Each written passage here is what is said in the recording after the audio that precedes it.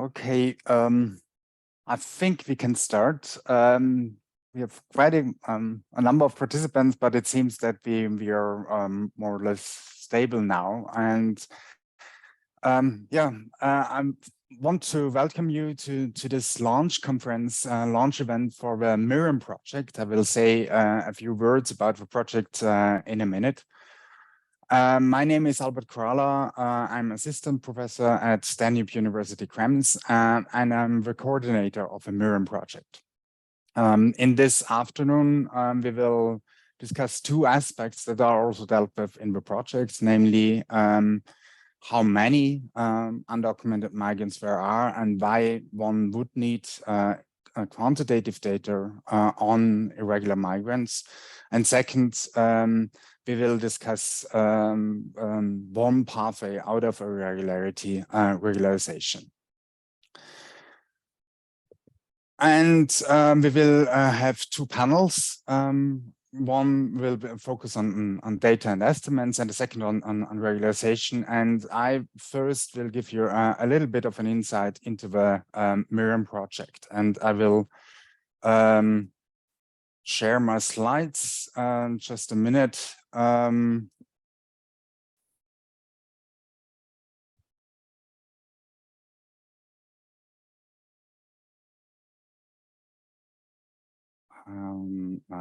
sorry about this. I cannot find it yet.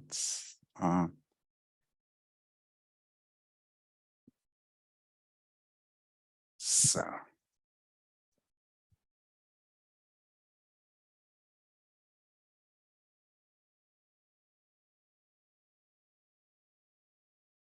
Okay, here we are. So what are we doing in this project? The project is first of all a project that is funded under the Horizon Europe program of the European Union, and it's projects that will take place for 3 years and will focus on two aspects that I already mentioned before. First, on the quantitative aspect of irregular migration, and second on regularization. And I just show you here the link. We just set up, launched a temporary provisional website today, so you can have a look at the website and also find more information on the project. But what is one of the starting points of the project is that quantifications, quantitative representations of irregular migration are quite a central issue in policy debates. Most recently, there have been debates about Austria's rejection of Romania's Schengen, putting into force of a Schengen agreement, which was partly argued on the basis of numbers, namely on the number of persons that Austria found not to have registered, not to have been identified, apprehended by border guards. And so the claim of the Austrian government was have irregularly and in an undocumented, unrecorded fashion transited the Western Balkan route through, amongst others, Romania and Bulgaria. And you see a number of many other figures here presented that we are often served on a daily basis. Asylum figures are mentioned every now and then. You hear almost weekly reports on the number of migrants who have died en route to a European country or in other parts of the world. So this quantifications are a very important part, and they are also an important element of the debate in terms of addressing irregular migration in policies, whether it's through regularization, where numbers are often also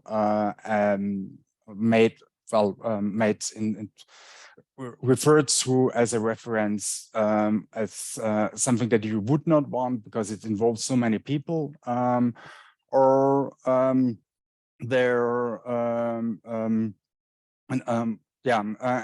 it's on the other hand also not clear how many people would be benefiting from a regularization.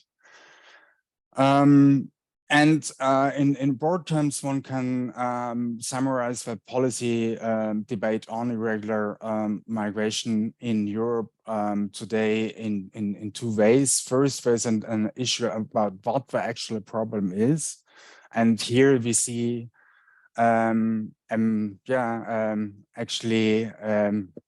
a framing of irregular migration that transgresses the boundaries and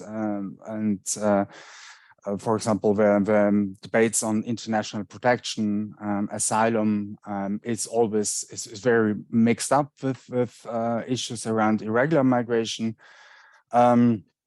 It's what is exactly understood as irregular, unwanted, uncontrolled is a question.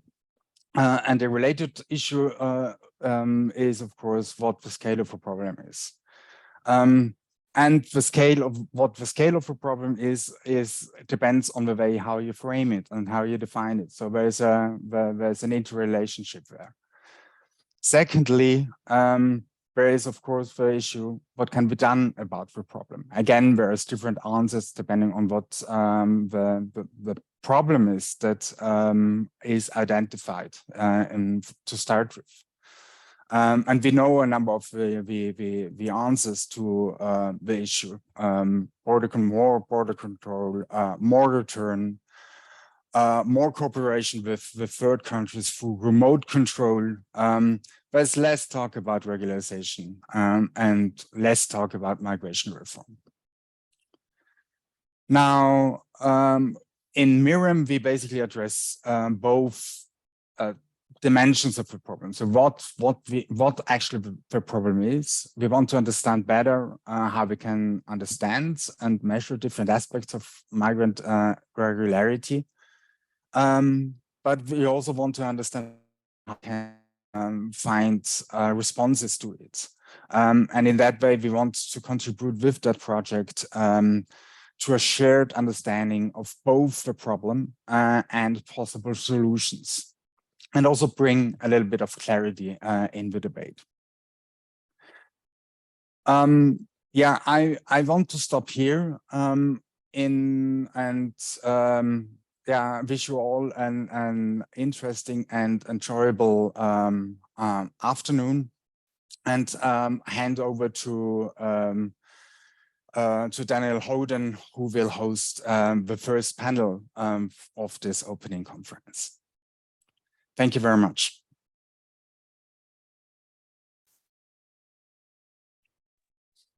Thank you, Albert. Good afternoon to everybody who's joining from a European time zone. I'm Daniel Howden. I am the director of Lighthouse Reports, which is a European investigative journalism outfit. We work with some of Europe's leading media to do deeply reported public interest investigations. My own entry point into this topic came about 4 years ago now, when I set off as an individual journalist to try and answer what to me seemed like important questions. Considering that migration was and is probably the dominant political issue across the European space, it seemed to me that in addition to focusing our attention on numbers of people crossing borders and entries of people, refugees, migrants, and others into Europe's borders, it would make sense to understand more about the population of irregular migrants in the European Union. So initially, it was something of a shock to me to find how difficult a question that was to answer. It seemed like a fairly simple journalistic question. If we're going to say that the flow is important, surely then also the stock is an issue. So I was going to write a series of 3 pieces, which we're going to look at this in more detail. And it was a bit of a learning process for me. And I'm pleased to say that today, many of the smartest people who helped me to reach a level of understanding about this are part of today's event. So I'm not going to take up too much time here.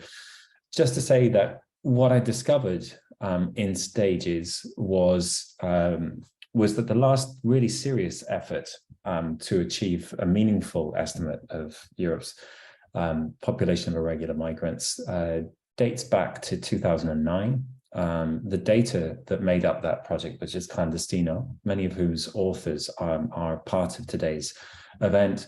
That data came from a period between 2001 and 2007.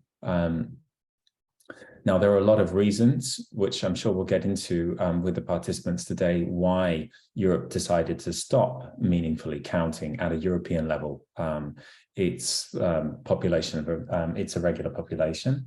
But it's obviously good news if MIrreM is going to mean that process meaningfully restarts. One of the most powerful things, so part of being a journalist is needing to talk to editors and persuade them what you think is interesting is in the public interest and is interesting also to them. So one of the questions that came back to me is, why does it matter if we don't know what the irregular migrant population of Europe is? And the single strongest cut-through answer to that question at the time was that it can, and it was provided by a number of people who you'll hear from, but particularly from Braat, who's going to be one of our first participants in this panel. One of the strongest answers was that it's a public health question. If we're going to plan meaningful public health policies, then we need to know the disposition of the population in order to be able to understand what public health threats there are and how we can best manage public health. So my personal journey into understanding this population came in 2019. Obviously, within 2 years, we found ourselves in a global pandemic and in a graphic illustration of the kinds of public health questions that can arise and why having no answers to these questions becomes intensely problematic. We set out as Lighthouse to try and understand what was happening with the undocumented population during the pandemic. Were they getting vaccinated? Were they not? And all of the interlocking data, missing, absent data questions really came to the fore during that period of time.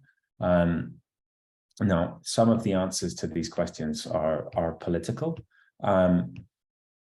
We spent some time trying to understand what the impact of what can be broadly categorized as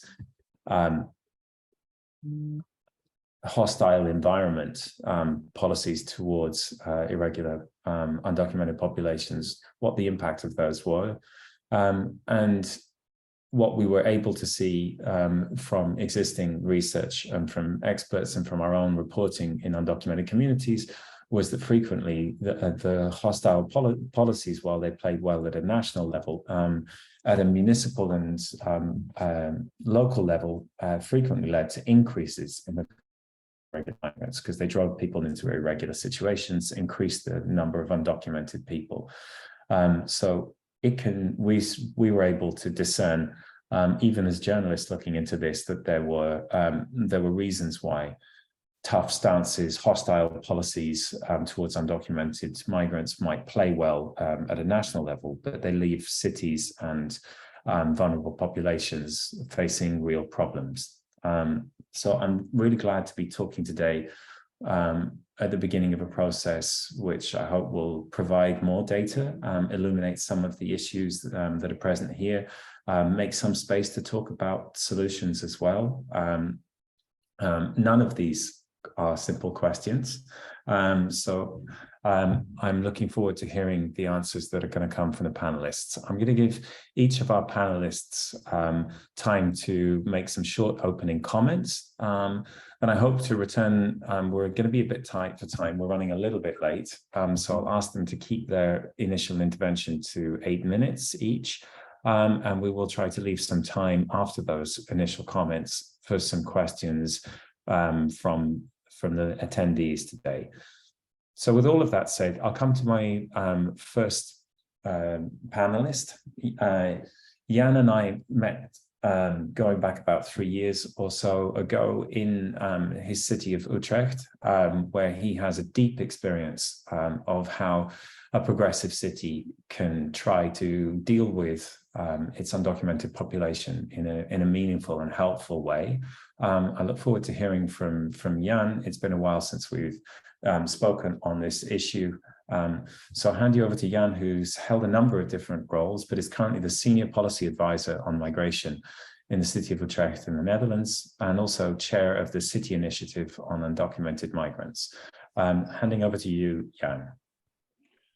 Hello, everyone. To be specific, I'm the chair of the City Initiative on Migrants with Irregular Status in Europe. That's a network of about 40, 50 cities in Europe who are all dealing with irregular or undocumented migrants.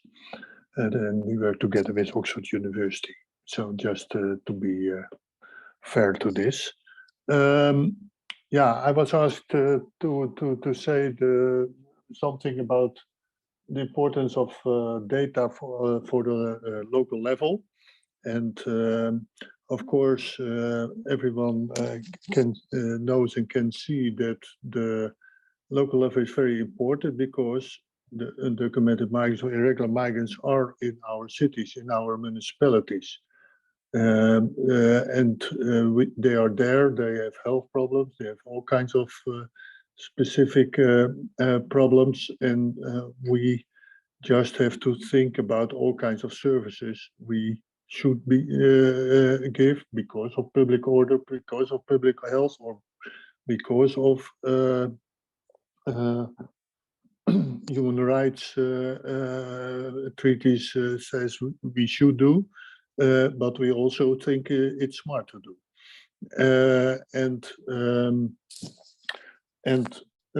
Of course, for example, in Utrecht, we have around 235 places for undocumented migrants where they get guidance, legal guidance or return guidance, and all kinds of services to find what we call a durable solution, and that can be or return to their home country or a residence permit.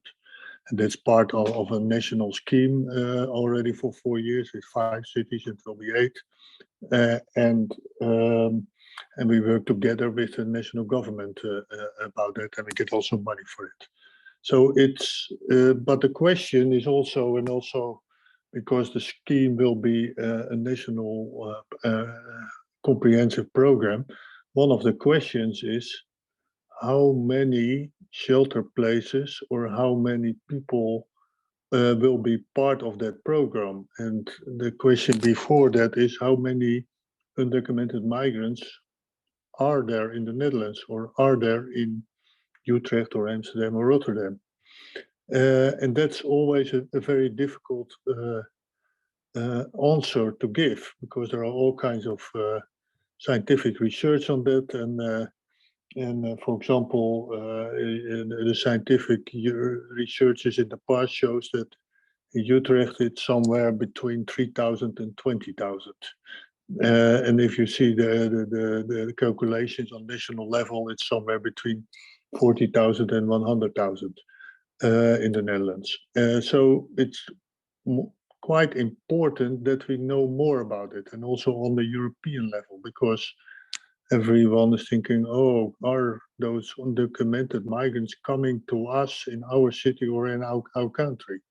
And because the clandestino research is a long time ago, it is for us, it's very important to have the good conversations on the local level, on the national level, and on the European level, to have some new estimates, some new ideas about it, because much change in many years. And of course, an estimate is one thing, but maybe more important is the question who are these people? What is the situation of them? And what are the possibilities to find a solution?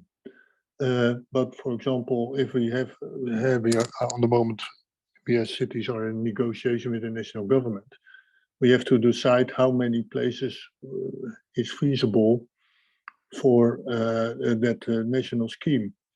And therefore this research can help, maybe not as early as next year, but maybe in a few years ahead of us, to give some more better estimates, and then we can better plan about it. And also it takes away the political unrest. It was already mentioned before, on those people are all coming and it are millions or something like that. And that helps us a lot to make it a more political discussion, and a more discussion on the facts and not on a feeling, and or estimates who have a big variation. So I think that helps a lot, and it helps us also a lot in thinking about, do we need to have more services? From the moment, for example, it's cold weather, we give all the homeless, EU migrants, undocumented Dutch homeless, we give them shelter. But how many people are that, and will there be more? So we can have better estimates, and we can better make our policies work, and give better advice to our politicians. So for us, and that's not only Utrecht, but in the whole network of C-MISE with cities across Europe, it can help us to make a better overview, and to show some new facts on this matter, and that can help us to also lobby with the specific national government or with the European Union. So that's very short my first comment. Thanks very much to Jan, and turning next to Dita Vogel. Dita is one of the most clear thinking and clear communicating people that I've come across in talking to about numbers, and specifically the persistence of wrong numbers. So I look forward to hearing from her today. Dita is a senior researcher at the University of Bremen. I'll come to you next, Dita. Hello, good afternoon. Yes, I was coordinating the compilation of the database on irregular migration and the Clandestino project, which directly involved information on stocks and flow of 12 countries with more than 80% of the EU population. And with that data, we made an estimate for the European Union. So thank you for inviting me to look back on Clandestino and what we can maybe learn from this data compilation effort for the future project for MIrreM. Let me start with some comments on estimates of the total number of irregular migrants in the European Union, although this is not the purpose of the current project. So Clandestino confirmed that the usual level of reliability cannot be reached in EU estimates, mainly because conditions for data collection are so different in the member states. However, we could show that some frequently quoted estimates at that time were based on rules of thumb, like 1% of the population or 10 to 20% of the foreign population, which had no justification at all and were clearly misleading. So our new estimates replaced these old ones for a while. Our estimate was none that could support the claim for detailed policies. but it made it more difficult to forward clearly unfounded and often exaggerated numbers to frame policy debates. It should be kept in mind that the role of data and estimates in public debates is not only about evidence for policy making, but also about framing a debate about the need for specific policies. This is a reason why we should not put up with really bad and misleading numbers, even if we cannot provide really good and reliable numbers. Besides the new EU estimate, the Clandestino project developed a good understanding of the available data and estimation techniques, and this laid the basis for discrediting clearly misleading estimates. As, for example, the estimate of the Pew Research Center from 2019. In this, Connor and Parcel had used fine-tuned statistical techniques to estimate the EU population with inadequate definitions from inadequate databases, so that it was possible to show that it had no value at all, as, for example, was done in the criticism on the estimate for Germany by the Dita Institute. In my view, discrediting clearly misleading claims about numbers of irregular migrants is still one of the most important functions of research in this field. And as new databases have been developed since Clandestino is over, it should be transparently documented what can be done with them and what not. In my view, this is something for MIrreM project to accomplish. Beyond that, there are two aspects in which a project like MIrreM could deliver current knowledge that could encourage reasonable public debates in the field. First, if policies for regularization or better implementation of human rights are debated, it is important to estimate the number of persons who might profit from such changes, as Jan has just said. So definitions for such estimates may deviate from comparative definitions of irregular and tolerated populations. MIrreM could deliver good knowledge of available data sources for upcoming debates on such issues. It's very good that it also looks at the city level, where questions may be different, where it might be much more useful to make an estimate of the homeless population, including undocumented immigrants, if this is a question which is relevant for the policy debate. For example, in Germany, we did something like that as well with regard to children in need of schooling, which is a specific subpopulation as well. So this is sort of a first other thing beyond large estimates for policy framing, which can be done in the project. And second, I would find it very useful to formulate simple rules as advice for publishing data related to irregular migration. MIrreM could do more than Clandestino with that regard. In Clandestino, for example, we pointed out that estimates should be ranges instead of figures, and that the degree of reliability should be indicated. So let me finalize my comments with some indications in which directions the search for something like that could go on. For example, if Frontex publishes data on apprehensions at the border, they usually only indicate irregular entries, but they also have figures of exits of persons without proper documentation. A simple rule could be something like that. If your data includes inflows and outflows, always publish both at the same time.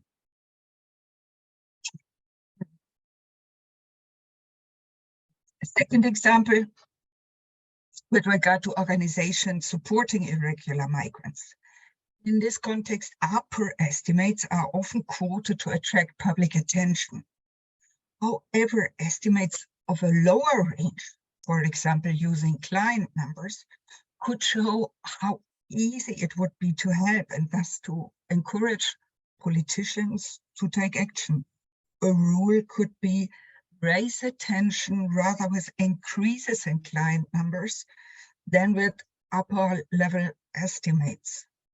A last example that was also on the first slide that Albert has shown a couple of minutes ago. Eurostat data on third country nationals found to be illegally present and third country nationals ordered to leave give the impression that exact comparable numbers exist, but they are not really comparable. So a clearly formulated warning concerning specific data sources directed to public users would also be handy. So let me stop with these couple of indications derived from looking back at the Clandestino project and looking forward to the future of MIrreM. Thank you so much, Dita. It's good to look back and forward. I'm going to ask attendees if they have any questions, if you could submit those through the chat. We're going to try to make some time to address some questions after hearing from our next panelist, who's the last of the panelists for this session. There's a second panel that follows at 4 o'clock CET. In this round, we're going to come finally to Tamas Molnar. Tamas is part of the European Union Agency for Fundamental Rights, where he is a project officer from Justice, Digital and Migration Unit. And it'd be good to get Tamas's perspective on some of the issues that we've already had introduced to us, and any hopes that he might have for the direction that that MIrreM and future research may take. Over to you, Tamas. Thanks a lot, Daniel. Good afternoon, everyone. First off, I would like to thank the organizers for having invited the Fundamental Rights Agency. It's my great honor and pleasure to speak at this event, launching this highly timely and interesting and filling research.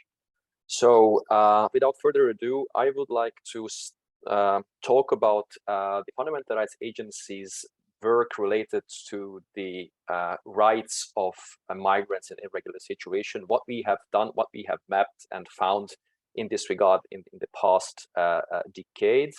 I'm gonna share my screen, which is just one slide to accompany my oral intervention.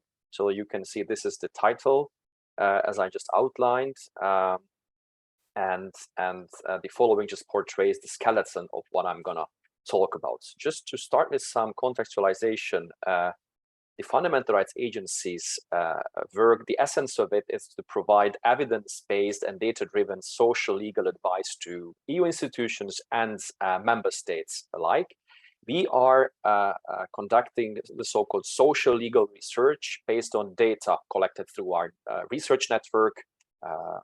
This is FRANET, there's this acronym we use, but also occasionally FRA stuff going on site and collecting data on the ground.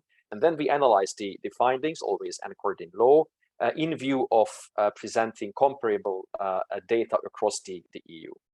So FRA's research innovative nature can be captured in the novelty of introducing the sociological and statistical method when assessing the fundamental rights situation across the EU, and not exclusively pursuing the traditionally predominant legalistic approach based on desk research, which is mostly common in this human rights landscape, in this institutional landscape on the European continent.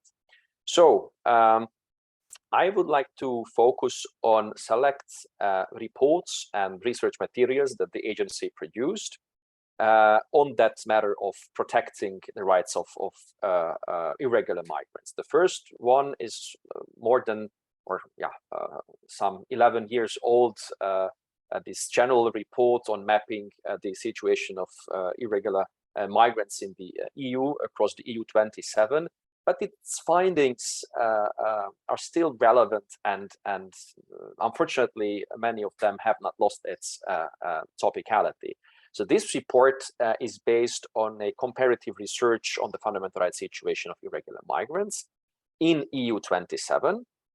And it advises how fundamental rights should be incorporated in policies, laws, and administrative practices of member states which affect this population. Doing a horizontal across-the-board approach, looking at areas of access to labor market, housing, healthcare, education, and family life. This is the first report which covers a range of rights for all EU member states at that time. And speaking of its methodology, it rests on two pillars. First, this is desk research of existing secondary sources, accompanied by, second, a set of structured questionnaires, namely 3 sets of structured questionnaires to collect comparable information across all EU member states. And these have been addressed to central authorities, local authorities, coupled with empirical fieldwork-based research on 2 specific themes, domestic work and healthcare. And this third leg was conducted in 10 EU member states with more than 100 and more than 200 interviews, respectively. This data collection was conducted back in 2010, so right after the clandestino figures came out, by a consortium led by ICMPD, the International Center for Migration Policy Development. The members were STEPS, the Hellenic Foundation for European Foreign Policy, and PICUM are organizers today. Without going into the details, just one reflection on the 2 broad categories of irregular migrants this report identified. I guess now it goes without saying, but I think it is worth recalling that first we have those living in hiding whose stay is not known to the authorities, and for that we use clandestino data.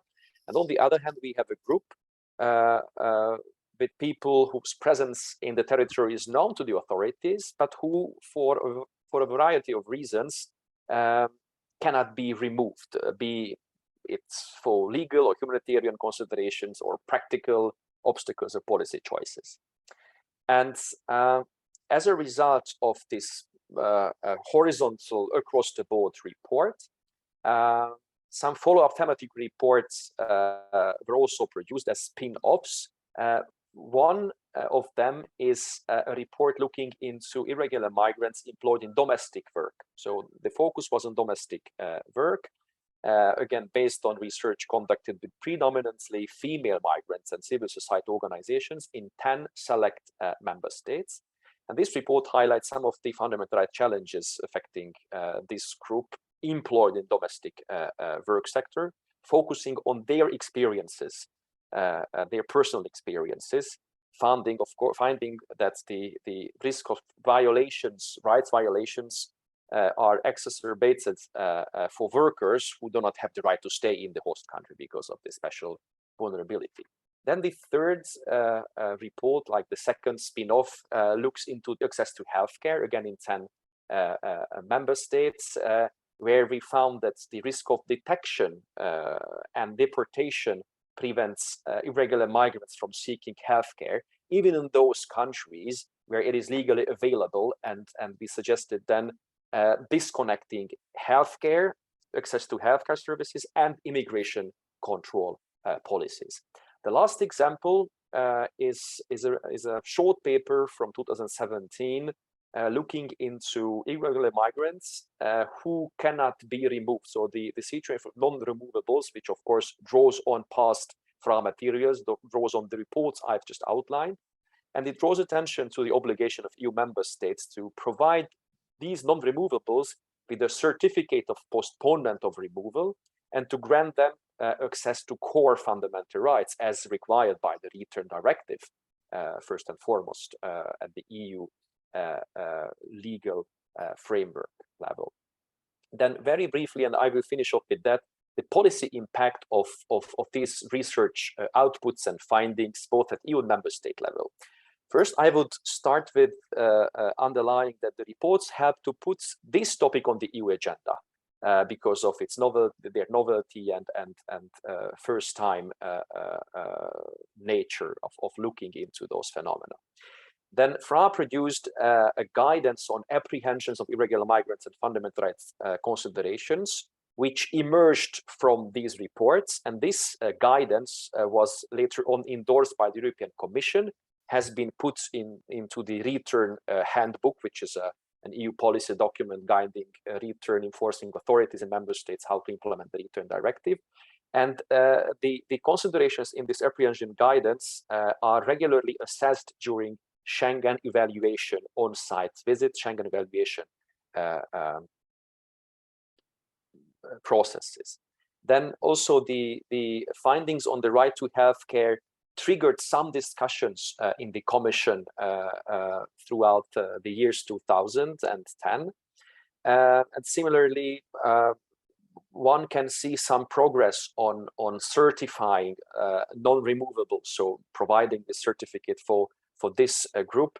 First, this is highlighted in the return handbook, and this issue is from quite some time has been regularly checked during the Schengen evaluation on-site missions as well, when these missions go to member states looking into the application, the actual application of the Schengen acquis, and that aspect was quite hidden. Now it's part and parcel of the evaluation process. And the last example relates to the report on irregular migrants as domestic workers. Since now labor exploitation is gaining momentum at the EU level, see for instance the European platform tackling undeclared work, which has a recently established subgroup dealing with migrant workers, and FRA is also part of that. So we could feed our findings from these even a bit dated reports, but again, their topicality has not faded away. So this is one thing, this European platform tackling undeclared work, which functions now within the European Labour Authority. Now it's Ella who is in lead. And I would also mention the evaluation, the recent evaluation of the Employer Sanctions Directive carried out by the Commission, which puts a sizable emphasis on measures protecting migrants irregularly staying who are employed in the grey economy, again with FRA findings reflected in this evaluation, which might lead in future into legislative changes as well. I would leave it here. Thanks for your attention, and I'm happy to answer any questions and take any remarks. Thanks so much, Tamas. I know your time is tight. I'm going to, because we have 10 minutes left, and I don't want to knock on a delay into the next panel, because they're going to be dealing with one of the biggest issues around irregular migration and undocumented populations, which is regularization. So do stay for that panel. I would like to direct us to a big question and then look for some answers from the existing panel. I'm going to ask my question in two parts. It's been a long time since Clandestino, and we're all curious, of course, to see what the results of MIrreM might provide.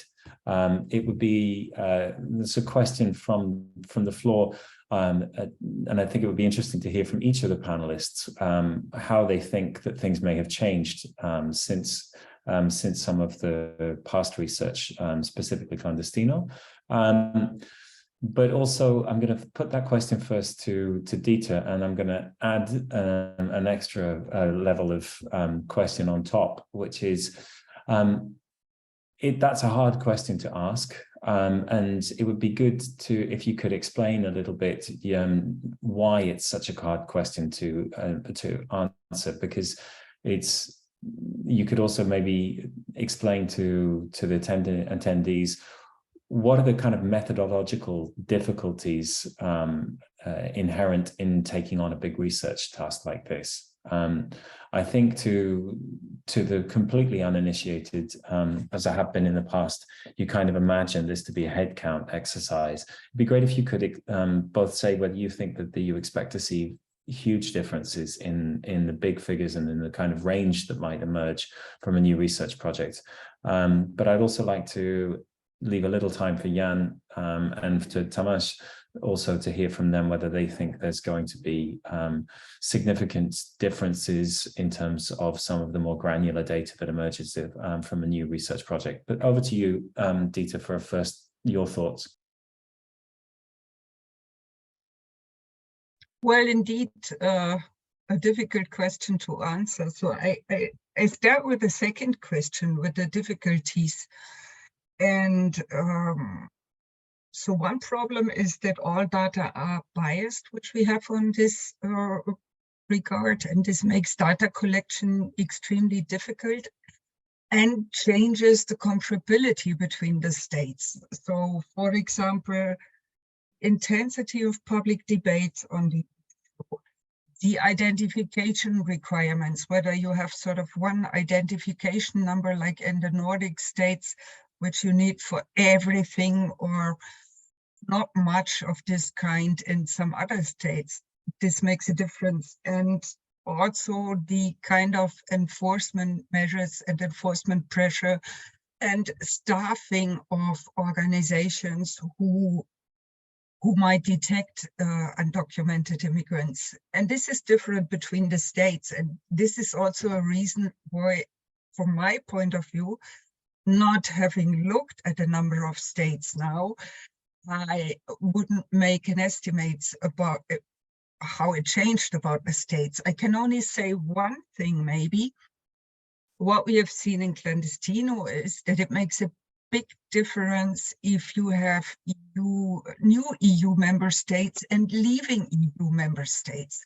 So we had the Brexit in the meantime, a big country leaving that hosted a lot of persons without a regular status, which will certainly make a difference, and not so many new countries joining that might contribute to the number of irregular migrants in the European Union. We have a refugee movement from Ukrainians who usually do not enter irregularly and who do not have to stay in irregularity, but it's not much known about the statuses in between. For example, if people wait to take a decision, so that will have an impact on that. So I think I leave it to that for the moment. Thank you, Dita. Tamas, I know your time is pressed, so I'm going to come to you next. From your position and from your agency's position, are there aspects of the new research that you're eager to see, or big changes that you'd expect to see from, given the time lapse between the two research exercises? Thanks for the question. First, I was still reflecting on the methodological difficulties, but of course, from the institutional perspective, it's highly relevant and more pertinent what you have just asked. I mean, the simple answer would be that, of course, the estimates or data or whatever comes out of the MIrreM project will be up to date. Since I'm in Clandestino, everyone refers to that, but it essentially reflects the situation on the ground as of 2008. The figures released in 2009, and we are still using it to some extent. Although Braat, the Fundamental Rights Agency, has also carried out some large-scale surveys on people with immigrant background, and also on migrants living in the EU. Although that was not the main focus of the survey, but we collected some data in the past years. My point is that, I mean, the new data can also corroborate, triangulate, or even put into perspective what we have found, since even this large-scale survey I'm referring to covered tens of thousands of people, but it was not meant to give a full picture of this population, of the population in an irregular situation across the EU. but it can be used as a springboard for further estimates, and we definitely we are waiting for more tangible, concrete, and fresh data across the board, which is applicable to EU 27 and not just in some countries. Since, I mean, we are working on irregular migration, we are gonna work in future on that topic, and given the nature of the work we are doing, this evidence-based and data-driven, we can't stop at just analyzing the legal and policy framework, but we need hard data from the ground. It can consolidate and solidify what we find. So yeah, it's very much needed, and although it will be out in 2025 or beyond, but definitely it can be a game changer. And also along the lines Dita explained about policy making and how it can frame or reframe the narrative, which is very much needed in this hidden phenomenon where, of course, political considerations can distort it and can magnify it and can use it because of the hidden nature of the phenomenon, without the hard facts that can be just put forward. Hey, stop! It's not true what you are saying, since we have the data, and hopefully this can be also another important contribution of the MIrreM outputs to have a more data, fact, and evidence-based debate on this such heated and politically distorted domain. I would stop here. Thanks very much, Tamas. I'm going to turn finally to Jan. Jan, from your perspective, in Utrecht, and also as part of a coalition of other cities that deal with the consequences of having undocumented populations and very little data, are there particular things that you'd expect to see that are different to the last data gathering exercise going back 12 years? What would you expect to see, given your experience?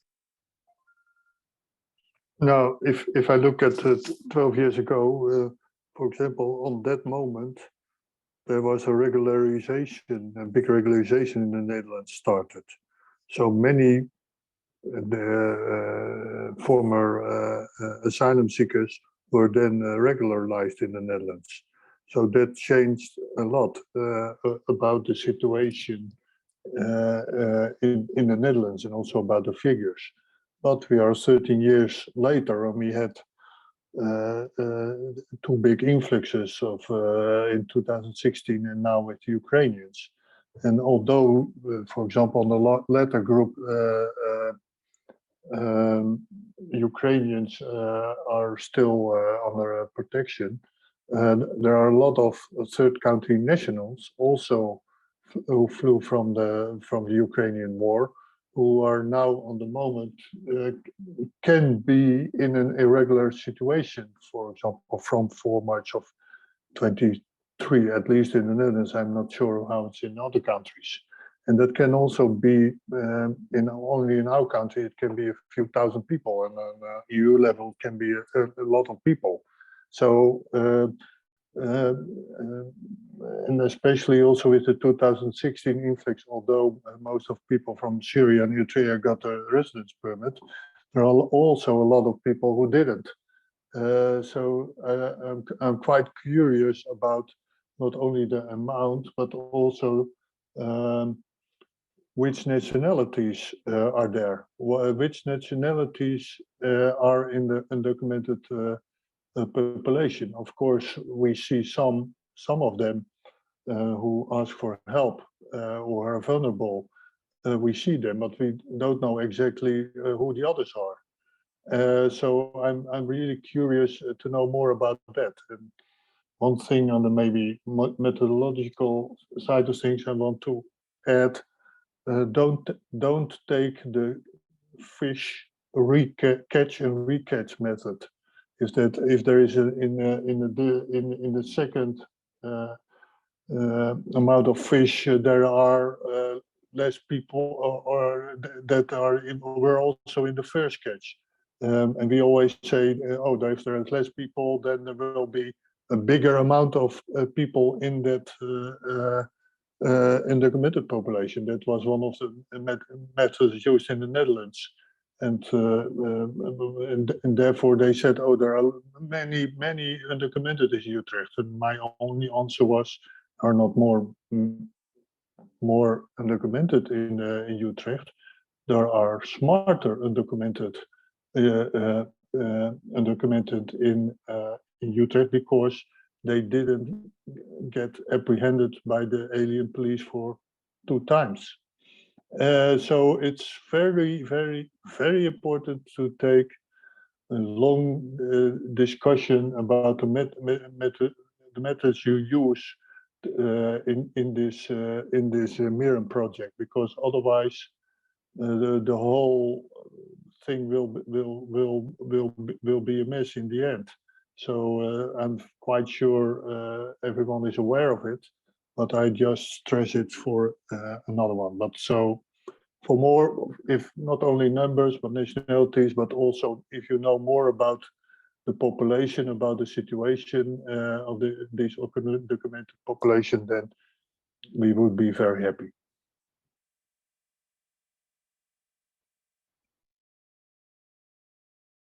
So thank you to Jan, and I'm going to just wrap up here because we have another panel coming, and I want to leave time for them, full time for them. There's a question that just came in towards the end of this session, and I think I can deal with it quickly, but point to some resources.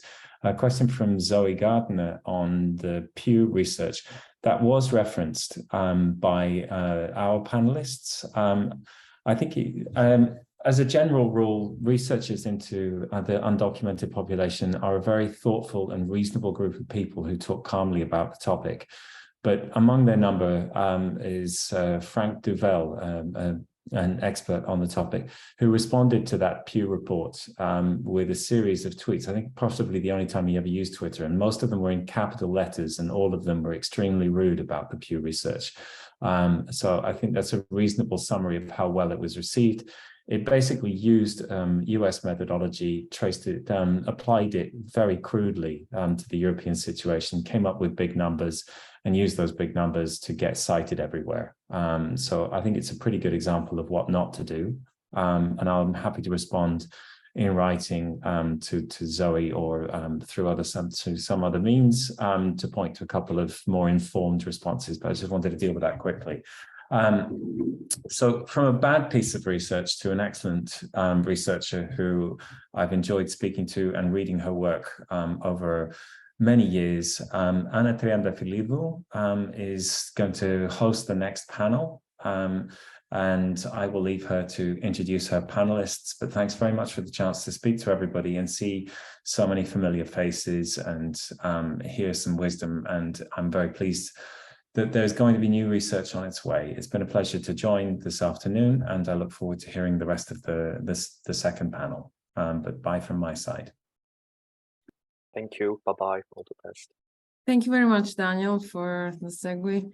And yeah, wonderful to be with all of you here today. Actually, on one hand, I'm really delighted to have so many people on board, and that's the virtual is helping to have people. And I've noticed I have, fellow Canadians from Vancouver joining, and I just want to alert everyone that the conference started at 9 a.m. my time in Toronto, but it's 6 a.m. in Vancouver. And I've seen people joining actually from different parts of Europe and also Africa, and so I'm delighted.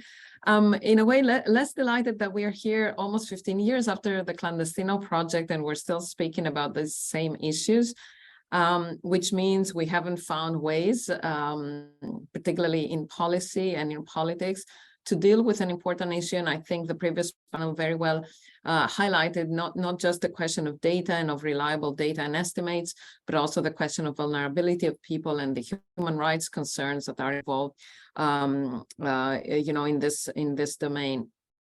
Our second panel is focusing actually on the solutions. And this is the second part of the MIrreM project, and it's been a question that many of you will remember Albert's and other colleagues' work on the Regina project, again, more than 10 years ago, looking at how we can address migrants without status, and particularly through regularizations.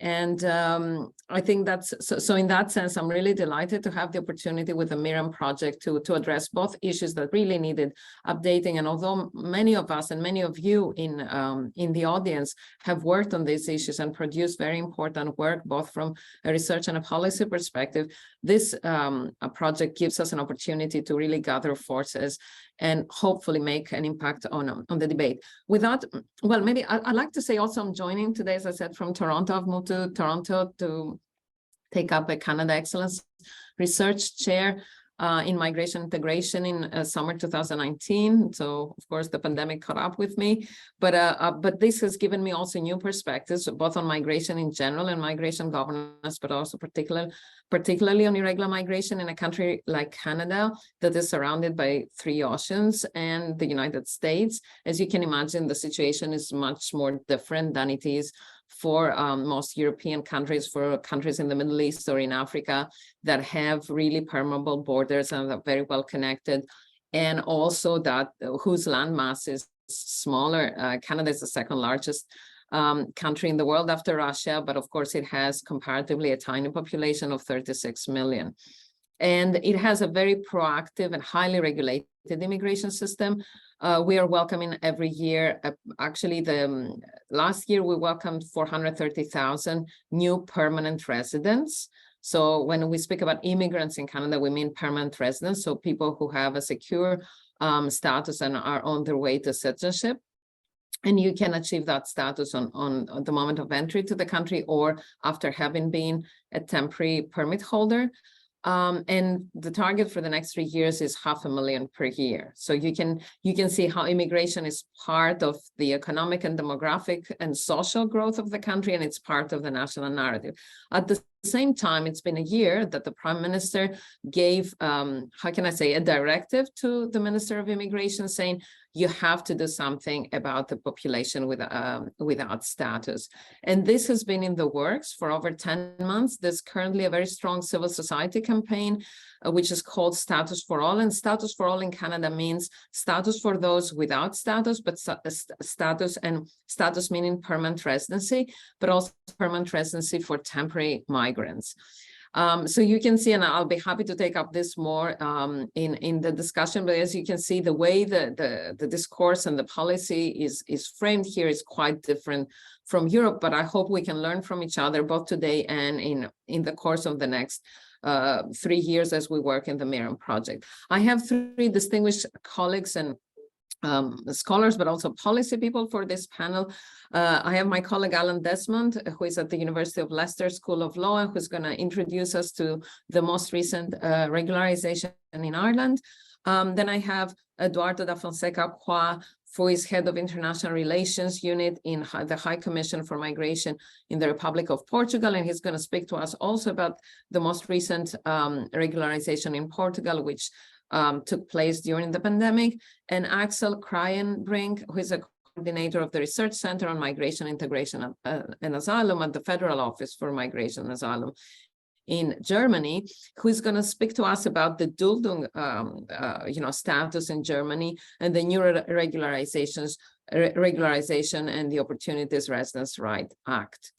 So the idea is that each of our speakers will spend about 5 minutes telling us about this regularization program, how and why it was introduced, some basic facts, if you want, and then we're going to engage into a discussion too, because we want to also question, are regularizations a good way of solving the issue? Should we more think, instead of thinking of temporary measures like a one-off big blast, which has been often the case in European countries? Should we be considering mechanisms, so ongoing, policies that can uplift people who lose their status or who enter without status for specific reasons?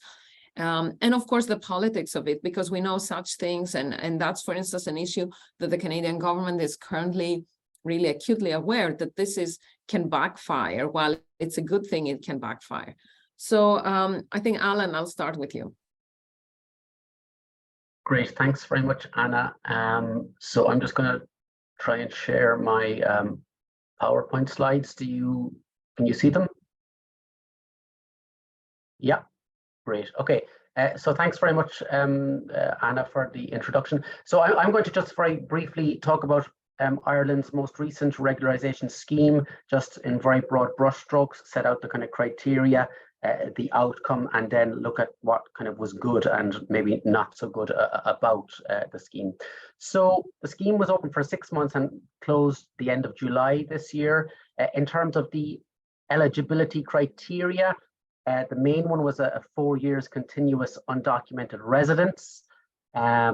This reduced to 3 years where an applicant had a child under the age of 18, and where family applications were made, the 4 years residence requirement applied for the main applicant, but for other family members who were broadly construed, they only had to have been irregularly present for 2 years.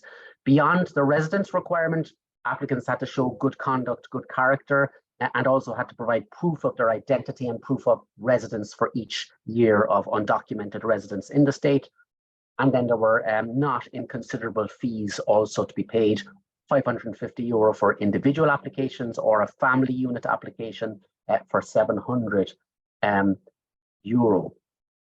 So in terms of the kind of content of the regularisation status for those who were successful under the scheme, they were given a residence permission initially for 2 years, which could be renewable subject to continuing good character, good conduct for a further 3 years. Crucially, this residence is reckonable for applications for citizenship via naturalisation. And another important feature of the status granted to successful applicants was unrestricted access to the labour market, so no need for an employment permit, for example.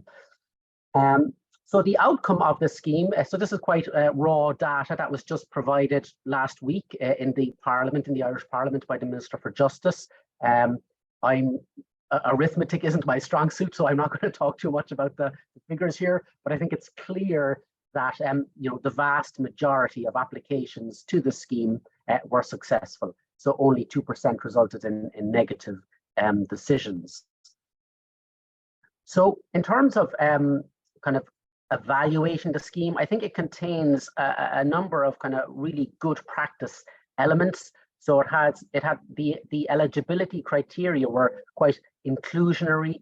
So for example, people who had a deportation order, an existing deportation order, were entitled to apply. There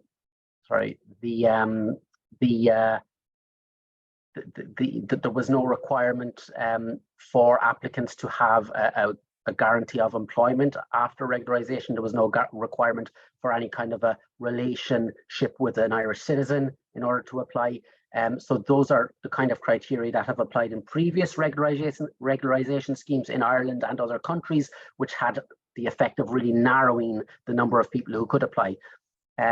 This 2022 scheme, by contrast, was quite broad in scope, quite inclusionary in terms of its eligibility criteria. It was open for 6 months, which again is a wider, a broader window for submission than a lot of other regularisation schemes in other countries in the past, and it was relatively widely publicised. It was quite applicant friendly in terms of the wide range of documentation that was accepted as proof of identification and proof of residence in Ireland. And as I mentioned, the residence of people successfully granted status under the scheme is reckonable for citizenship applications, which again is quite progressive and is something that you don't see in many regularisation schemes that have been carried out in the past in in Ireland and in Europe. And again, I mentioned already the unrestricted access to the labour market that was granted to successful applicants. In terms of kind of critique of the scheme, there was a requirement of continuous undocumented residence, which excluded people who, for example, may have been present in Ireland for 4 years lawfully, but then may have fallen into irregular status and may have been irregularly present for 6 months, a year, 2 years, whatever. But those people, despite long-term residence in Ireland, were excluded from the scheme, and it's difficult to see a justification for that exclusion. Similarly, the fees were relatively high. Individual applications, €550, family unit applications, €700. Successful applicants subsequently would then have to pay a registration fee of €300. So this posed quite a challenge to a lot of applicants, and civil society played a crucial role in providing financial support to applicants who weren't able to cover the costs of the application fees themselves, particularly Migrant Rights Centre of Ireland, based in Dublin, and NASC, an NGO in Cork. They both supported applicants who were facing financial challenges. I'll leave it there, and maybe if there's questions, we can go into more detail on some of the other some issues. Yeah. Thanks, Anna. Thank you very much, Alan. Yeah, indeed, it seems like a well thought scheme, and it's good to have very up-to-date data. Eduardo? Thank you, Anna. Let me start by thanking the invitation and opportunity to speak at today's conference. As residents in a foreign country, migrants often find themselves in a position of vulnerability, particularly newcomers, and aggravated when the migrant status is not regulated or documented. Recent crises like the COVID-19 pandemic highlighted how especially fragile and exposed migrants can be, and urged the international community to reflect even more on how to best meet migrants' needs and guarantee access to rights. It is within this scope that I will share with you the Portuguese case and how we acted during the pandemic with the aim of protecting migrant rights, while at the same time trying to minimize as we could the impact of COVID-19 had on these communities. Allow me to highlight that what we did in Portugal was not a regularization on formal juridic terms. In fact, our efforts converged on guaranteeing and extending access to healthcare, social and other rights, irrespectively of migratory status, documented or undocumented. This approach allowed us to comply with our basic rights, independently of the legal framework in which particularly migrants fit in. And that was our priority. So let me tell you about some of the measures Portugal adopted to ensure proper protection to all migrants. For a start, migrants and asylum seekers with pending applications for residence permits within the Immigration and Border Service were considered in a regular situation. This meant equal access to rights, services, and support as documented foreign residents in dimensions such as health, social security, employment, and housing. In total, this translated in access to rights and support to more than 356,000 immigrants with ongoing regularization processes in 2020. Added to this, other adopted measures were the extension of validity of existing resident permits until the 21st of December 2021 to prevent expiration and consequent loss of rights. Also, a simplified procedure was implemented for granting and renewal of residence permits. Immediate allocation of a social security number, regardless of the migrant status, was also made possible. In a nutshell, These first measures allowed all migrants to circumvent what could otherwise be bureaucratic obstacles, allowing not only access to the National Health Service under equal conditions, which during the pandemic was probably the most urgent need, but also to other public services, healthcare rights, and social benefits.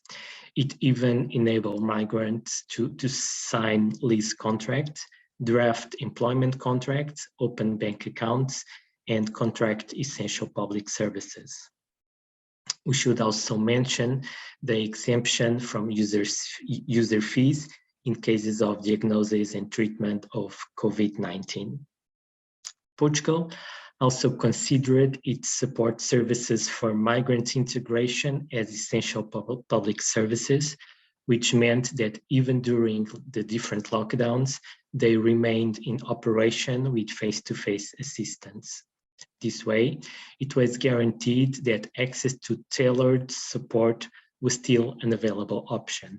Migrants were nonetheless strongly encouraged to use alternative channels that were strengthened during the pandemic, and prior booking was required for appointments. Other dimension to which Portugal dedicated special attention was communication. Coming with and implementing the necessary policies to ensure access to rights and specialized support is one thing, but to reach out to migrant communities and make them aware of those solutions is another, especially taking into account some language barriers.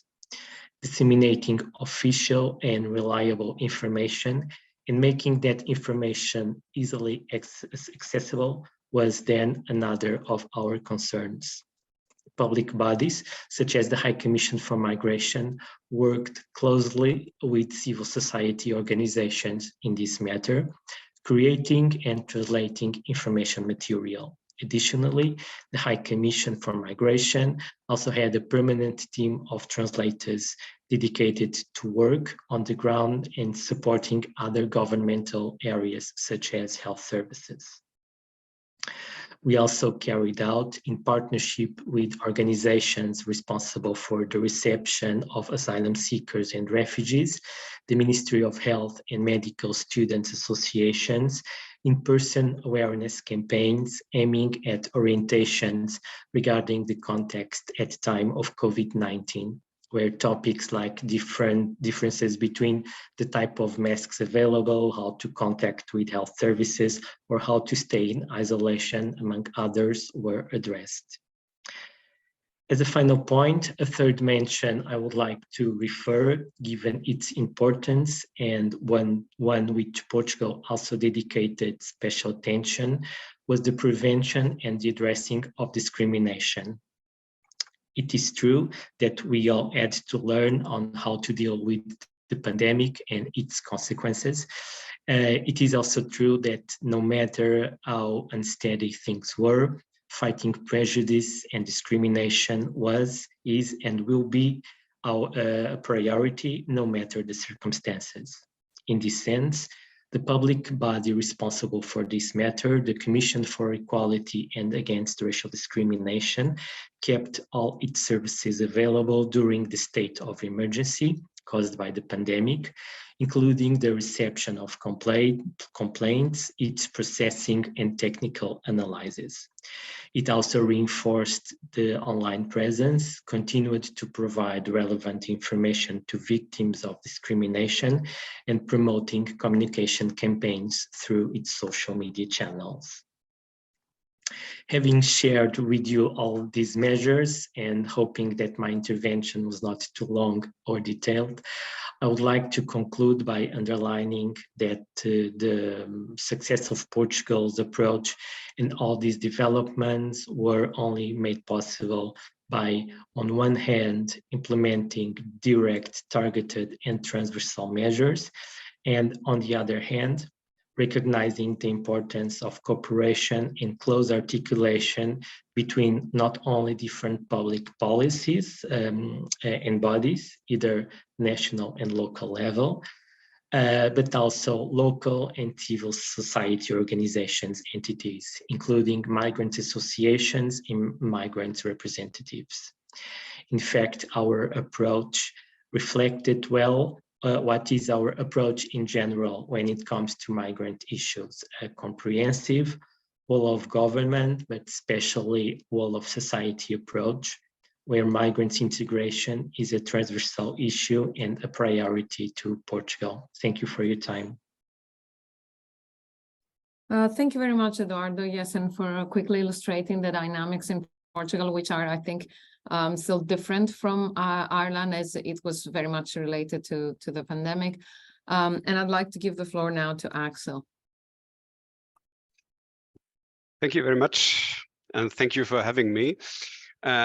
I'm going to talk about a brand new piece of regulation, an act that was passed only last Friday in the German Bundestag, and it covers the regularization of so-called tolerated persons. So persons in Germany who have not, who were rejected asylum seekers or are rejected asylum seekers but cannot be removed and have a notification of non-removal, the so-called Duldung, the toleration, but it's important to know that the toleration status is not a residence status. So this is the background. In principle, Germany is not very famous for regularizations in the past, but this principle or thinking that people can be or should be regularized on a regular basis, like in former years happened in southern European countries, is politically quite contested in Germany. Nevertheless, it is true that regularization opportunities exist, though in reality they are not called like this. And these opportunities were repeatedly expanded in earlier years and are intensively used.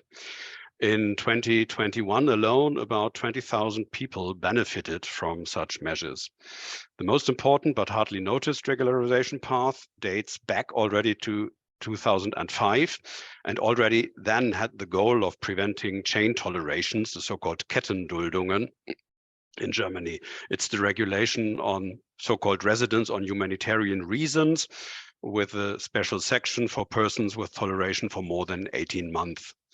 Also important in the whole array of possible paths of regularizations are the regulation on granting residence for well-integrated young people and adults with a toleration, and another regulation for granting residence in cases of sustainable integration. So this is for tolerated people who have already some integration. In addition, there's also a regulation for a genuine track change for tolerated professionals called residence permit for qualified tolerated people on the ground of employment, and so on and so on. There are some more possibilities. This means that this new so-called Opportunities Residence Right Act, Chancenaufenthaltsgesetz, that has been passed last Friday, expands the previous rights to get a right of stay, but it does not call it regularization, as I said in the beginning. This new act states that anyone who has been on a status of permission, this is the status during the asylum procedure, or the status of toleration, or has resided in Germany with any residence permit within the last 5 years, as of 31st of October of 22, should be able to acquire this Opportunities Residence right for 18 months. In this time span, he or she can fulfill the other requirements for a right to stay according to the also amended regulations under sections 25A and 25B of the Residence Act. In particular, securing a livelihood, knowledge of German language, and proof of identity. Criminals remain excluded, as do persons who continue to prevent their removal due to repeated, deliberate false statements or active deception of identity. In addition, persons must profess their belief in what we call the free democratic basic order. If the requirements for the issuance of a residence permit according to the aforementioned sections are not met, and this is important, the persons concerned revert to the status of toleration. So if they don't fulfill the requirements during 18 months, they fall back in the status of toleration. The legislator wanted with this law a one-time special regulation that prevents others affected from growing time by time into residence title by merely waiting. Calculations in the draft law assume that from approximately 250,000 tolerated persons at the beginning of 2022, more or less than 136,000 will have met the 5-year stay in Germany deadline as of 31st December of 21. Nevertheless, the government assumes that only roughly 100,000 persons will apply to this new status, and that only 1/3 of them will receive the long-term right of residence after this 18 months. This has some consequences, as the persons who have been tolerated can get a status and have the risk to fall back in the toleration. As a colleague has pointed out in his statement to the Bundestag, for those who do not receive the long-term right of residence after the 18th month, they will have a roller coaster ride in terms of social and residence law, as they will start on, let's say, social law from the Asylum Seekers Benefit Act to the benefits according to the Social Code, and then will fall back to the Asylum Seekers Benefits Act. And the same from the toleration status to residence permit and back to toleration status. So far, this regulation. Much less discussed in public, however, are the amendments in the aforementioned sections 25A and 25B of the Residence Act, which do not depend on a cutoff date and will also apply in the future. This means that for well-integrated adolescents and young adults, the age limit is raised from 21 to 27 years, and at the same time, the waiting period for application for a residence permit out of a toleration status is reduced from 4 years to 3 years.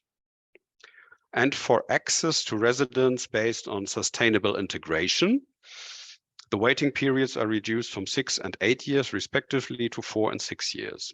In practice, this will mean in a number of cases, especially for young persons, and we have to bear in mind that most of the asylum seekers are relatively young, that regularization possibilities will be available shortly after the time when an enforceable obligation to leave the country, so I'm only talking of rejected asylum seekers, arises for the first time.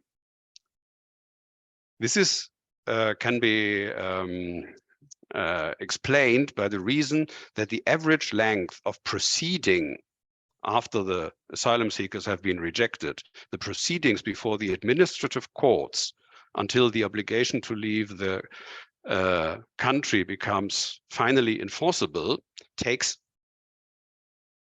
well, it depends on the cases, but can take up to 3 years, the whole time span, because our administrative courts are overwhelmed with cases from the period of 2015 and 16 still.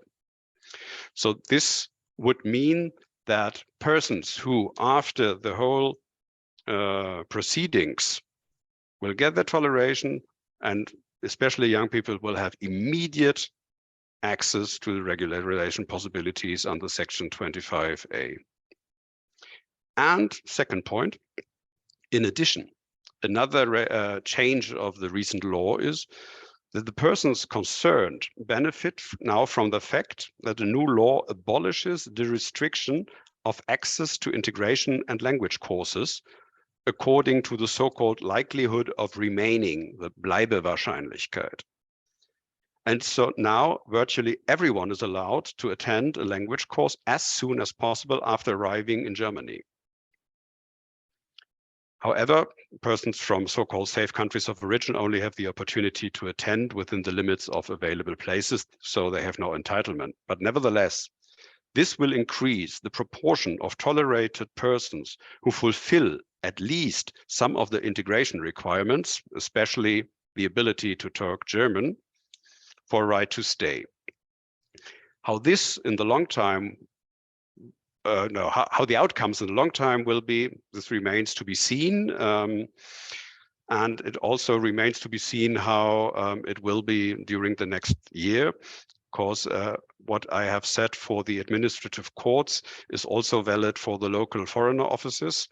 They are overwhelmed currently, especially due to the many cases of Ukraine. So it will be quite difficult for many foreigners to apply under this new regulations. I think I leave it here for the moment. Much juridical input, but I'm happy to answer any questions if I can. Thank you. Thank you very much, Axel. Okay, I wanna say something.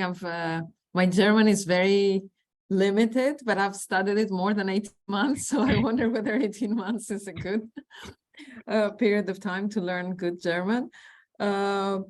I mean, I think all actually it is fascinating to see how different countries have addressed the issue of people without status. And I think the positive note is, and I think partly to the questions in the chat, is I think what we clearly see is in Germany, in Ireland, and in Portugal, the governments became aware that there is a population that is without status and that needs to be uplifted and protected and given a chance to transfer to status.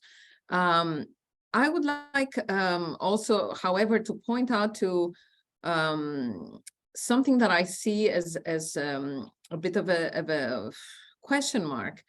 And of course, that is also informed by my discussions in Canada right now. So I think all these programs sound very temporary to me. So I wonder, what is the likelihood that after 2 years, a significant number of the people who were uplifted into legal status will fall back into irregularity? And this has been, of course, the discussion in Canada. Now, of course, the thing with Canada is, and I remember when first time other colleagues and policymakers started discussing this with me, I was saying, yeah, obviously in a regularization, you first acquire temporary status, not permanent. How would it be that, you know, from no status, you go to permanent status? Just think, permanent residency in Canada is like being an EU citizen in another EU country. You have all the rights except voting. So, people said yes, but the problem is because in Canada, the system is a points system, it's a human capital system. So you have to be highly skilled, speak one of the 2 official languages and blah, blah.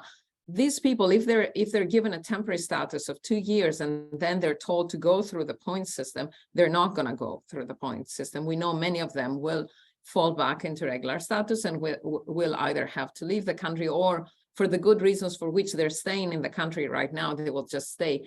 So we need to be bold and go for long-term status. Now, the distinction between temporary and permanent status in different European countries is not the same as in Canada. It's rather permanent, like actually the right to abode, which exists in most countries, or like a 10 or indefinite duration permit, is kind of a cumulative status in Europe. So you have a 2-year permit, you renew for another 2 years, maybe you renew for another 2, depending on the different countries' regulations, and then you get to long-term status. And usually that status also is a prerequisite for applying for citizenship. But it strikes me that while these measures that you 3 presented are generous, and to a large extent they try to think of several, not all, but several cases of people, they are very, how can I say, contingent in a way. So this is my feeling, and I'd like to have your thoughts on that. And also I'd like to take actually 2 of, there's a couple of questions in the chat that ask the same question. Can you tell, which was also the question that we wanted to discuss, which is, can you tell us what are you think, what was exactly the context, political context, why these 3 countries that we're talking about, and Lorenzo Piccolo from the chat was also pointing out to the Italian regularization, that we know attracted over 200,000 applicants, but to this day, actually the number of people that have been approved is really small. It's about 10%. So what made the government, were the governments feeling that the population was supportive? Were the governments just plowing ahead saying, you know, we need to address this? Was it the momentum of a particular government? Was it something that was in the making for like, say, 10 years and then the moment came? So maybe I can ask in the invert order. So ask first Axel to respond, then Eduardo, and then Alan. Yes, thank you. I think in the German case, it has, no, the important thing in the German case is that we have a relatively new government, of a social democratic, green, liberal government that came into office 1 year ago. And in its coalition treaty, this was a question within a broader migration package that was addressed. And this was addressed based on a discussion in Germany that went on for several years, but it was not possible to do with the former conservative governments we had. Although this government was conservative social democratic until last year, they were not willing to do this. And I think this was the political momentum to put this measure into action. But at the same time, we still have in the political arena a discussion, or let's say a tension between the position of migration control and enforcement of the right of asylum. So which worth has the right of asylum if everyone can stay, even if he or she is rejected? But on the other hand, the discourse on integration needs for all these people who cannot be removed on an ongoing basis. And although, as I told in the beginning, what I said, that we already have regulations that shall avoid so-called chain tolerations, nevertheless, it happened. And we have had an ever bigger group of persons, non-removable persons.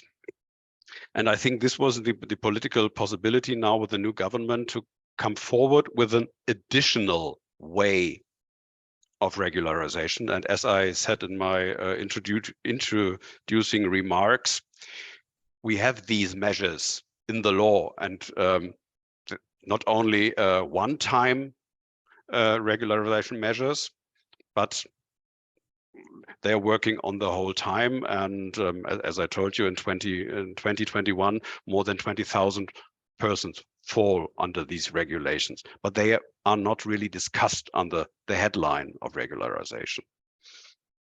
I think I leave it at the moment due to the time.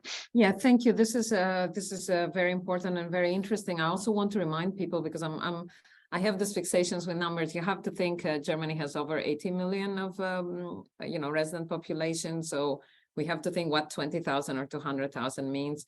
And also considering, for instance, that Portugal has 10 million and Ireland, Alan, correct me if I'm wrong, but I think it's about 6 million. So I think this is important, because when we speak about 20,000, I'm thinking 20,000 is a small town, is a lot of people, but we have to think also of the size of the country and its population. Eduardo. Yes, well, I think the main message, probably important to give here, is that on general terms, migration in Portugal is not a topic for the political discussion. And until now, I think we are lucky enough to have this either political and also society consensus in terms of the migration issues. Of course, there are some questions in terms of discrimination, all of that. We have to be also transparent with that. But on general terms, it's not something which is discussed at the political level, irrespectively of the political parties. It is not a topic. I can give just an example. Recently, at the parliament, we have a populist party. Of course, they use some questions to raise awareness in terms of what they are fighting for, but until now they never addressed the migration question. And this is for very concrete reasons. In Portugal, we need workforce at the different levels, either at the agriculture level, at the industry, high-skilled workers.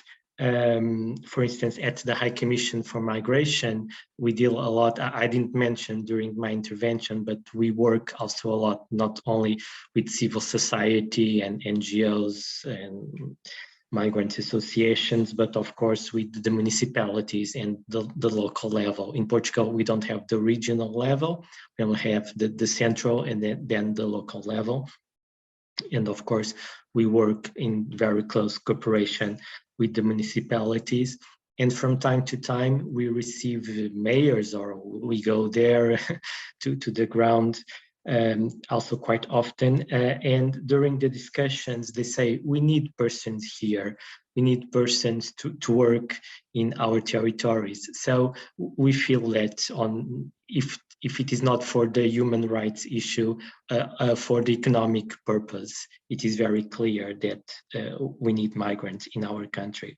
But also in terms of the demographic situation, Portugal has a very small birth rate, and the migrant women, they contribute a lot for the newborns.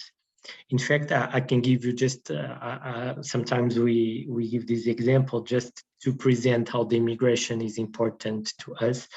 Working with us at the High Commission, we have an observatory for migration, and the colleagues, they compile the official statistics from the different ministries. And the net contribution at the social security that we have from the migrants, even after they receive the social benefits that of course they are entitled to, it's really, really positive for our balance.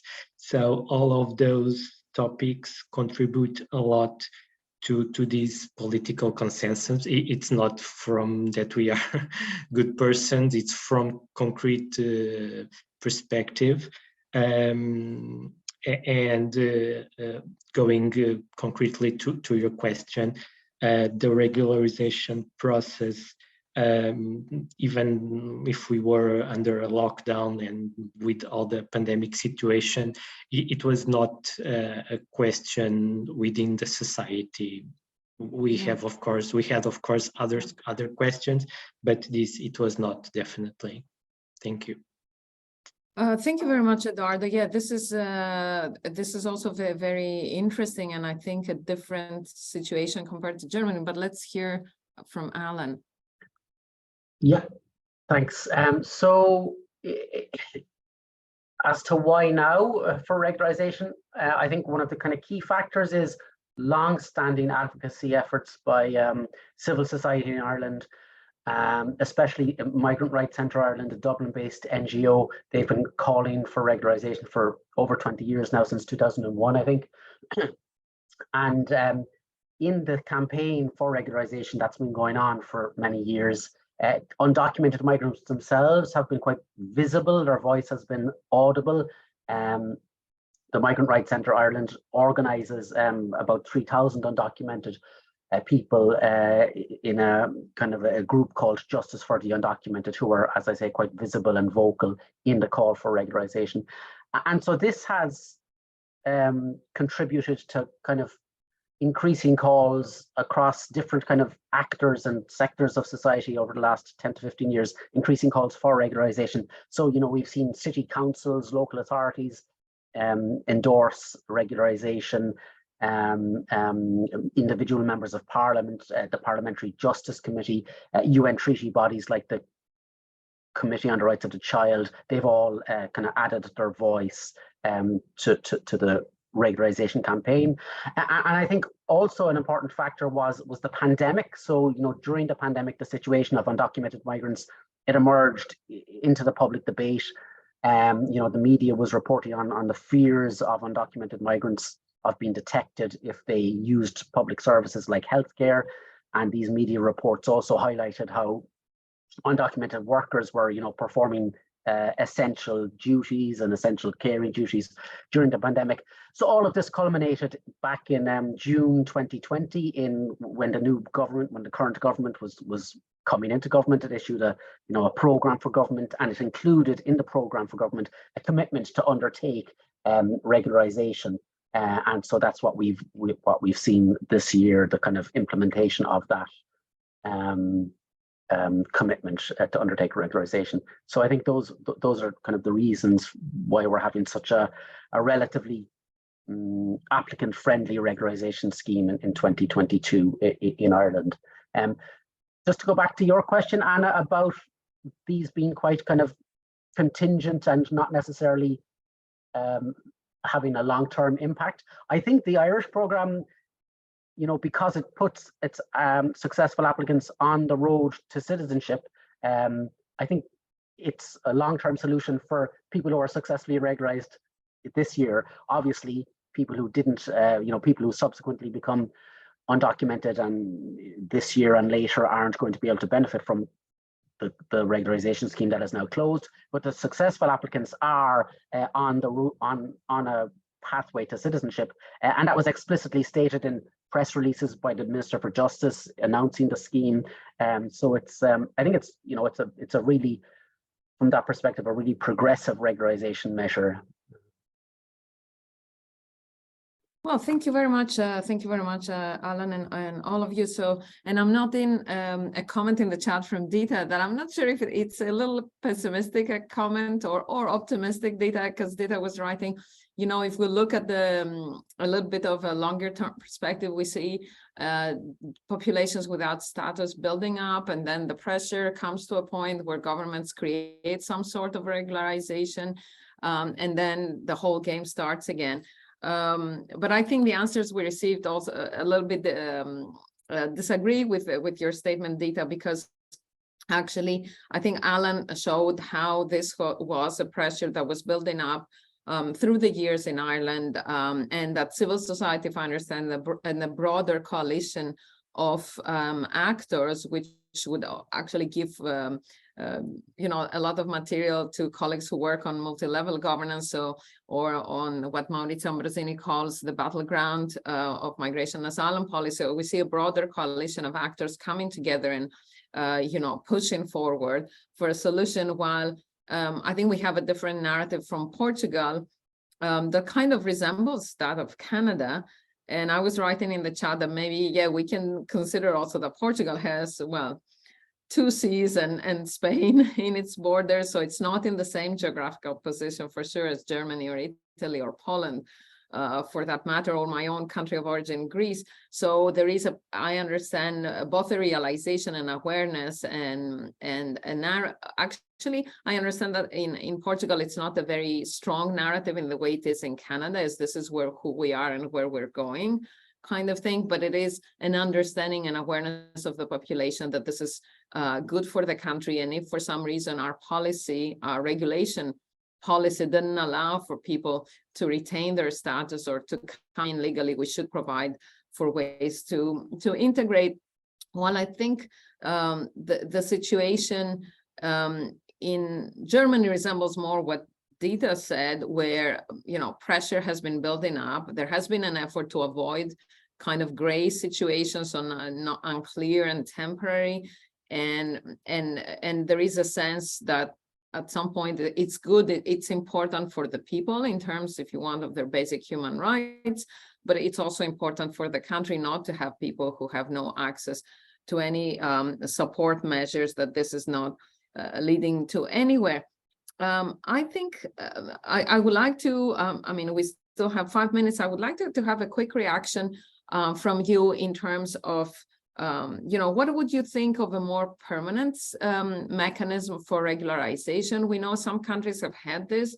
I think France in the past, I know Greece had it. I'm not sure if it still exists. So if people could prove that for 10 years they've been living in the country, whether completely without documents or with some periods of legal status, some periods of irregular status, there was kind of a humanitarian acknowledgement that if you have ties to this country or you've been through significant hardship in surviving without documents, And this is kind of an ongoing mechanism that you can apply to.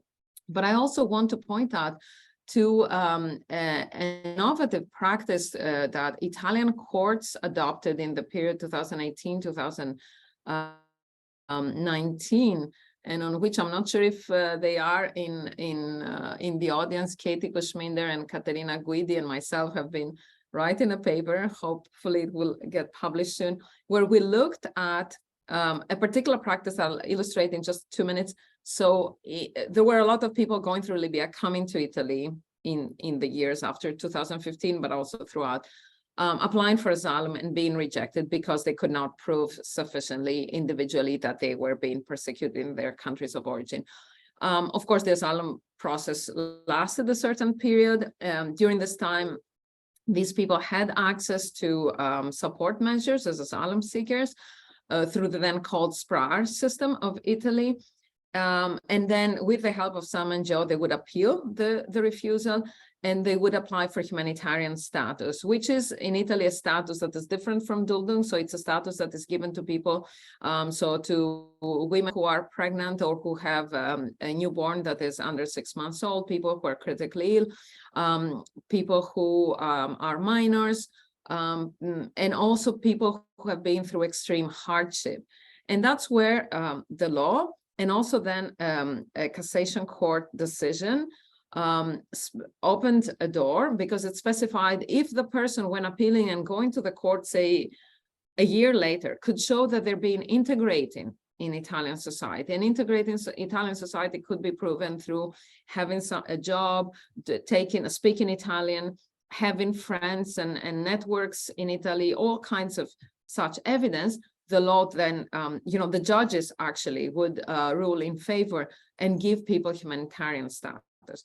And actually what we are arguing in our paper is that this is a kind of status that should be emulated by other countries, because it really provides a mechanism for people who fall through the cracks. And where I don't want to delay you with very much for our reasoning, but I would like to ask very quickly our three panelists to have a reaction about what they think about more of an ongoing regularization mechanism. So, for instance, Axel, what if is this what this act that is being discussed in the German parliament, I understand, is trying to create, and what about, for instance, Ireland and Portugal? Well, as I said, in the public discussion is this 18-month span, this new regularization mechanism. But as I also told you, that we have these regulations for granting residence for well-integrated young people and adults, and also the granting of residence in the cases of sustainable integration, which are in the law near to the article of humanitarian admission. So in my view, and the longer I read it and the longer I study it, I see it resembles to what you have told for the Italian case, and it resembles what I have studied on the arraigo social and the arraigo laboral, also the rootedness on social means or on labor market means in the Spanish law. So it resembles, and as the entry thresholds for these regulations have been lowered, plus the possibility that everyone who comes into this country can now access language courses. So all this together creates a permanent regularization mechanism. Yeah, okay, yeah, I see. And without doing a big bang kind of measure. Exactly. Yeah. Eduardo? Well, I represent here the Portuguese institution, which is in charge of the promotion of the integration of migrants and refugees. So we are always advocating for the importance of the regularization of the persons that are coming to our country. Besides that, I didn't mention, I mean, probably some of you are aware of that, we provide services to all kinds of migrants, irrespectively of the status. And in fact, in Portugal, also irrespectively of the status, a migrant can work, can sign a work contract, can do the discounts to Social Security and pay their taxes. And in fact, this is also important to have the work contract and all the discounts to Social Security to do the regularization. So this is a common situation.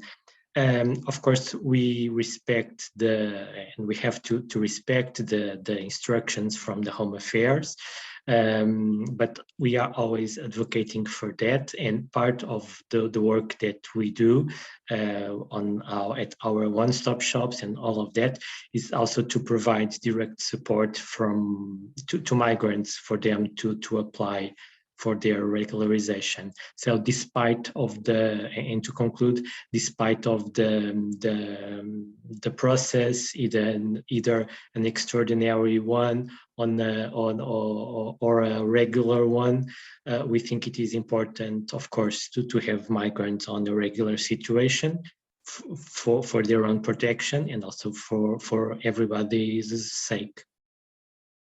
Yeah, thank you, Eduardo. And I see in the chat the comments about Spain. Yeah, true, Spain has the RI mechanism, as Axel also said. My understanding is, of course, but I think this will be for another workshop or a conference of the MIrreM project. My understanding is the Arraigo started very generously, but has been kind of not becoming a little bit a dog that chases its tail when you try to satisfy the conditions. But certainly it's a very positive mechanism. Alan. Yeah, I don't see it happening in Ireland. I mean, in a sense, there is if you like, a permanent regularization avenue in that anyone who is issued with a deportation order has the opportunity to submit reasons as to why the deportation order should be revoked and why they should be allowed to remain. So you could view that as a regularization option, but it's kind of a risky one for migrants. But I don't see Ireland putting in place a scheme such as what we've just had on a kind of a permanent footing. If you look back over the kind of parliamentary debates and questions over the last 10 to 15 years, the response to questions about regularization, the stock response is any undocumented migrant is encouraged to contact the Department of Justice, explaining why they should be regularized, and their case will be considered on a kind of case-by-case basis on its merits. But beyond that, I don't see kind of a more systematic, applicant-friendly scheme being put in place on a permanent basis. Yeah, thank you. On that, actually, I also want to add, and have to say also my colleague Shiva Mohan is in the chat, that one thing that we are working on in MIrreM, and we're working also on a Canadian project about sanctuary cities, is, for instance, firewalls. What happens to people when they submit an application, and if this application is not successful, they're likely to be afraid to have the police knocking at their doors, you're on a flight tomorrow. But stay tuned with the MIrreM project. I'd like to give the floor now to Albert for our concluding remarks, and so happy to see you all. And I know Michelle is trying to find a solution to share an editable version of the chat so as to share contacts and information that was shared without breaching anyone's privacy. Albert.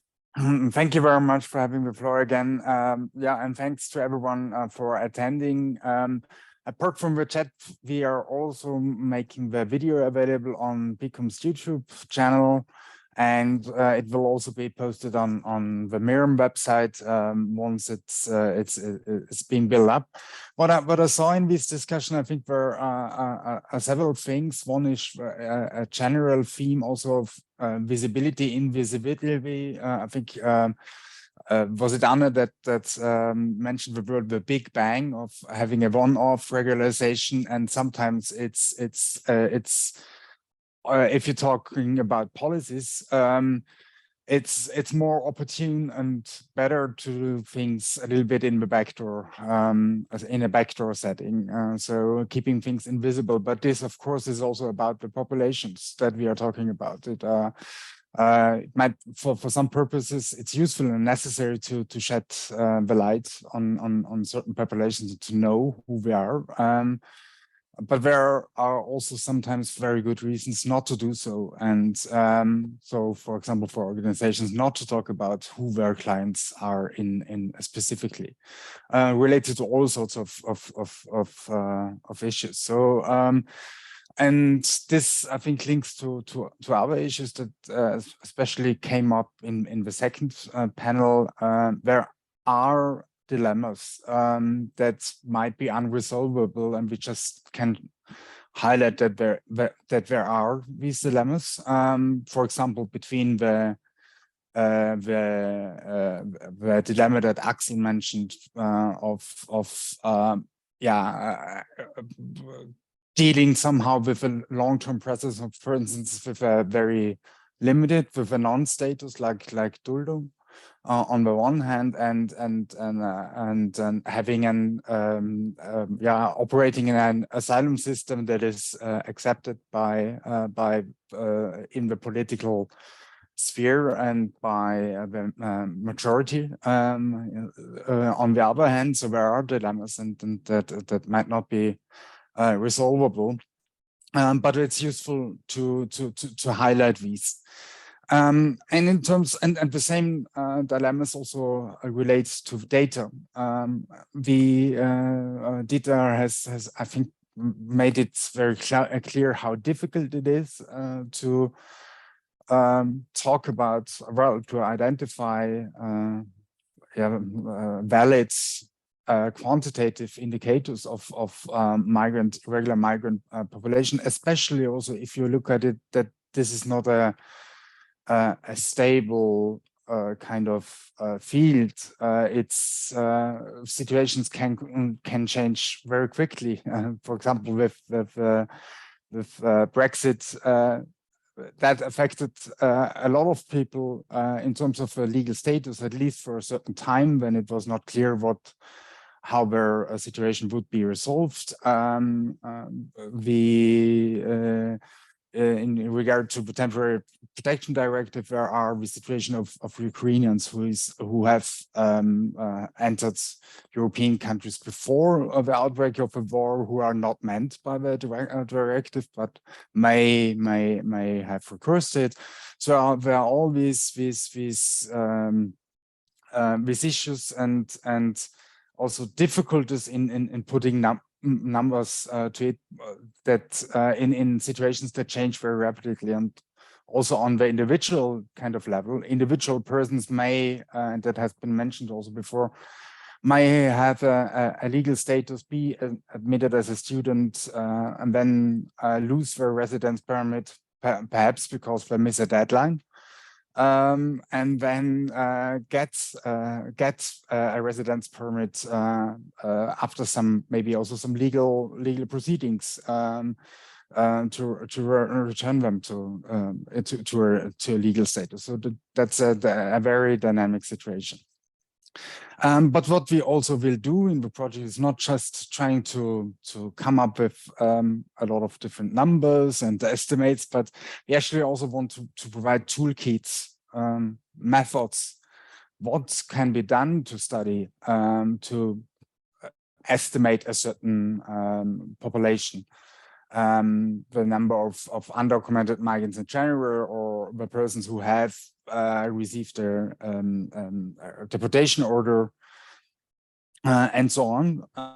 And we will develop, test a number of methods that might in the future also be taken up by other agencies to more regularly estimate migration, the number of irregular migrants. And that's in the end should result in a handbook on irregular migration data, where we will also come up with caveats and other recommendations of the kind that Dita spoke of. In parallel, and in reflecting this handbook, focusing more on the quantitative side of things, we will also elaborate handbook on paths out of irregularity, and specifically focusing on people who have not returned on regularization, which will not only provide some normative guidance, but also will compile some of the evidence that we are looking at in terms of what impact regularization have had on both the individuals concerned, what impact did it have in terms of migration dynamics, all of these questions that have been raised in the political debate. But with this, I want to close. And thank everyone for attending.